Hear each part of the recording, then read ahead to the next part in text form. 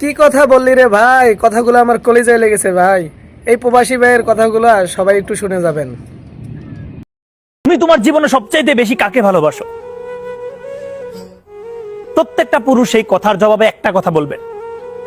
কেউ বলবেন আমি আমার মাকে ভালোবাসি, আর না হয় কেউ বলবেন আমি আমার বাবাকে ভালোবাসি, না হলে দাদি দাদা নানা নানি যে কোনো একজনের কথা বলবেন।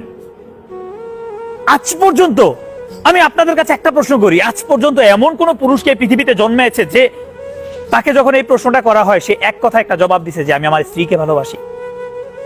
না, এমন মানুষ এই পৃথিবীতে খুব কম আছে।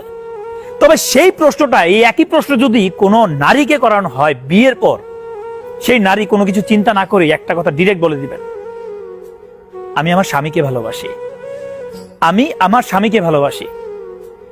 একটাবার চিন্তা করে দেখেন তো, একটাবার চিন্তা করে দেখেন, আপনি যদি অসুস্থ হয়ে যান, আপনার দুঃসময়ে আর কেউ পাশে থাকুক বা না থাকুক, ডেফিনেটলি আপনার স্ত্রী কিন্তু থাকবে।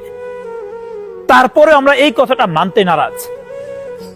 সেটার অবশ্যই একটা রিজন আছে। সেটার রিজন হচ্ছে আমাদের আশেপাশের যে সমাজ আছে, যে সমাজের কিছু মানুষ আছেন, কিছু দুষ্ট লোকের কারণে যদি ভুল ক্রমে কোনো পুরুষ তার ভালোবাসার মানুষটার নাম যদি মুখেও নেয়, তারপরে মানুষ অনেকভাবে সমালোচনা তুলে দিবে।